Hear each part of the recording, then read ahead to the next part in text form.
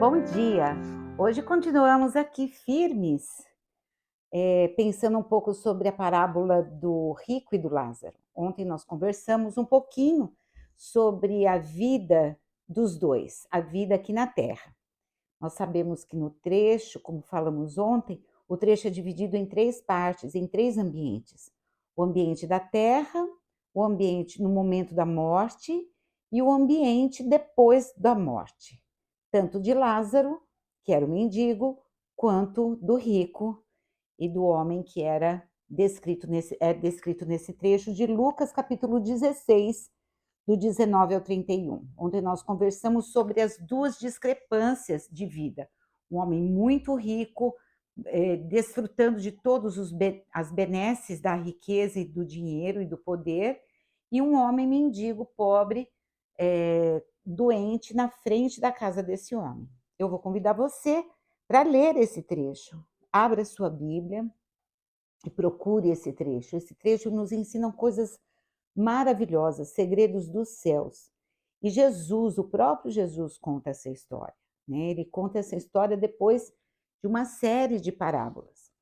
Mas hoje nós vamos continuar falando um pouquinho sobre o momento da morte dos dois. Então, os dois morrem. Primeiro morre Lázaro, e Lázaro, a palavra de Deus não fala nada do que acontece com Lázaro e de como foi o sepultamento de Lázaro. A Bíblia fala que ele morreu. Como ele era um mendigo, pobre, cheio de chagas, provavelmente ele era um indigente, e naquela época a morte, o sepultamento dele não houve, não teve nem sepultamento. Provavelmente ele foi colocado junto com lixo, numa porta de lixos que existia lá em Jerusalém, na terra de Jerusalém, e era colocado fogo o tempo todo, né? Ele era uma pessoa sem ninguém, sem família. Já o rico, acredito eu que o rico, o trecho fala que ele foi sepultado. Então houve um sepultamento, houve uma cerimônia, e acredito eu que muitas pessoas foram porque ele era um homem muito rico e tinha muitas festas. A Bíblia relata que ele vivia em festas, né? Bom, aí acaba o trecho da morte, e isso nos mostra que tanto o rico quanto o pobre vão morrer, né? Rico, pobre, famoso, não famoso, todos nós um dia estaremos frente a essa situação que é a morte. E é o que Jesus diz aqui, né? Depois da morte, Jesus coloca numa situação muito interessante, que aí ele começa uma conversa, uma tentativa de conversa entre o rico, o homem rico, e Lázaro. Só que Lázaro não fala nada no trecho, quem fala é Abraão. E Abraão aqui é a simbologia da aliança, daquilo que Deus fez com o homem através de Abraão, numa aliança de comunhão, numa aliança de salvação.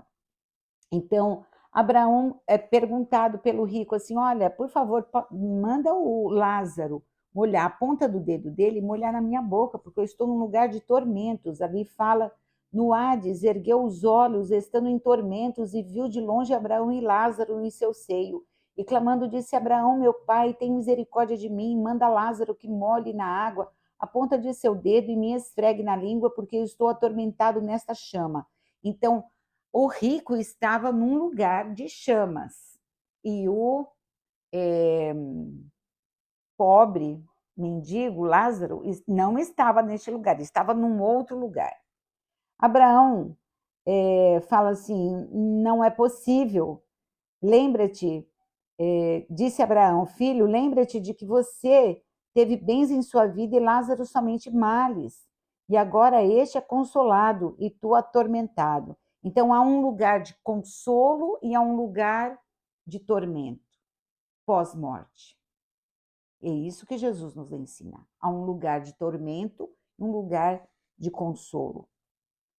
E aí fala assim: e além disso, está posto um grande abismo entre nós e vós, de sorte que os que quiserem passar daqui para lá não poderão. e os que tão pouco de lá para cá também não poderão. Então há uma separação, há um ambiente espiritual, e Jesus nos ensina isso, que é um lugar de consolo, de conforto, de paz, que o trecho nos fala de consolo, e há um lugar, e aqui eu queria falar sobre consolo. Sabe o que é consolo, queridos amigos? Consolo é uma criança quando está machucado, doente, e ela levanta os braços e o pai e a mãe pegam no colo com carinho e com amor. E às vezes até dá um beijinho e a dor passa imediatamente. Consolo é isso.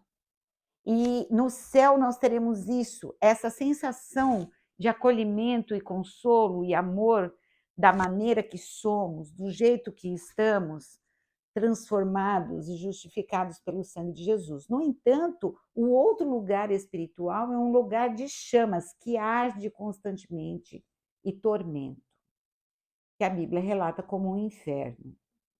Mas existe uma separação que não dá para passar de um lado para o outro e do outro para o outro. É impossível. E aí ele fala assim: então faz o seguinte, Lázaro fala, o rico fala para Abraão: manda alguém ir lá, por favor, avisar minha família, porque eu estou nesse lugar, não posso sair mais, mas avisa o povo da minha família que existe esse lugar e que eles não queiram vir para cá. E Abraão responde: olha, não vai dar, não vai ser possível, ninguém sai daqui e vai para lá. Aqui o trecho disse assim: rogo-te, pois, ao Pai, que me mandes à casa de meu pai, pois tenho 5 irmãos, para que lhe dês testemunho, a fim de que não venham também para este lugar de tormento. E Abraão responde: eles têm Moisés e os profetas, ou seja, eles têm isso aqui, ó. Moisés é a simbologia da palavra de Deus, da palavra de Deus, escrita e deixada para nós. Existem normas, regras e condutas em que a palavra de Deus é suficiente para nós, não precisa ter nenhuma outra situação espiritual que venha revelar algo que já está aqui. Tudo está aqui, tudo já está revelado. E Abraão fala isso: olha, não, tem Abraão e tem Moisés e tem os profetas. E aí ele argumenta de novo e fala assim: então deixa algum dos mortos ir ter com eles. Então ele fala assim: olha, então manda alguém morto ir lá falar com esse povo, porque existe esse lugar de tormento. E aí Abraão responde: não, não é possível também, não existe essa possibilidade. Abraão respondeu: se eles não ouvem Moisés, a palavra, e os profetas, as pessoas que falam que Jesus Cristo é o Senhor, tampouco acreditarão ainda que algum morto possa ressuscitar.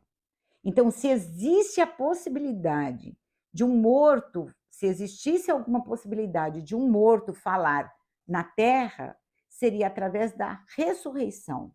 E nem na ressurreição as pessoas iriam ouvir a salvação de Jesus, até porque Jesus ressuscitou. Jesus ressuscitou, foi o único que ressuscitou dentre os mortos. Então, essa parábola nos lembra muitas coisas. Eu queria terminar essa palavra, é uma parábola muito rica, existem muitos ensinamentos ainda nesta parábola, mas hoje nós vamos terminar a parábola do rico e do Lázaro fazendo algumas perguntas para nós mesmos. Nessa história, quem somos? Né? Ontem nós falamos sobre a importância de nós nos doarmos um pouco mais, de nós termos um olhar mais caritativo para com os pobres, sim. E muitos pobres que estão em volta de nós, no que se refere a pobres de alma, pobres na mente, pobres no espírito, pobres, pobres. O Senhor nos chama hoje para nós olharmos mais para os pobres, nós que temos um pouco mais da palavra de Deus, né?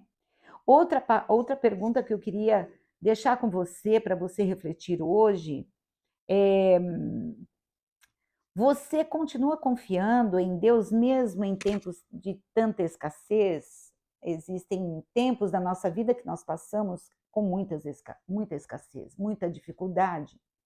E isso não quer dizer que nós não confiemos no Senhor. Até porque Lázaro passou por todas as escassez possíveis, mas o próprio nome dele dizia que ele confiava no Senhor, né. Então, se a sua confiança, se a sua fé está abalada, confie, você tem esperança de que há um Deus, que tudo vai passar e que há um propósito para todas as coisas, não é? E a última pergunta que eu quero perguntar para você é uma pergunta muito séria, né, e que você pense comigo, porque eu tenho refletido muito sobre essa parábola: onde passaremos a eternidade? Aonde? Essa é a pergunta que eu deixo para você, e oferecendo a oportunidade de que Jesus Cristo é o único caminho, a única verdade, a única vida. Ninguém vai ao Pai se não for por Jesus, nosso Senhor. Vamos orar? Senhor Jesus, nós te agradecemos pela tua palavra que nos esclarece tantas coisas, tantas dúvidas que muitas vezes estamos tendo, Senhor Jesus, porque pessoas falam, o mundo fala, sistemas falam, mas a tua palavra é a verdade. E nós queremos, Senhor Jesus, entregar a nossa vida para ti, tendo, Senhor Jesus, a confiança que tu és o único que pode nos levar para o conforto eterno nos braços do Pai. Obrigada por esta tua palavra maravilhosa e nos dá a tua bênção, Senhor, neste final de semana. No nome precioso de Jesus que nós oramos. Amém. E até segunda. Segunda-feira continuamos.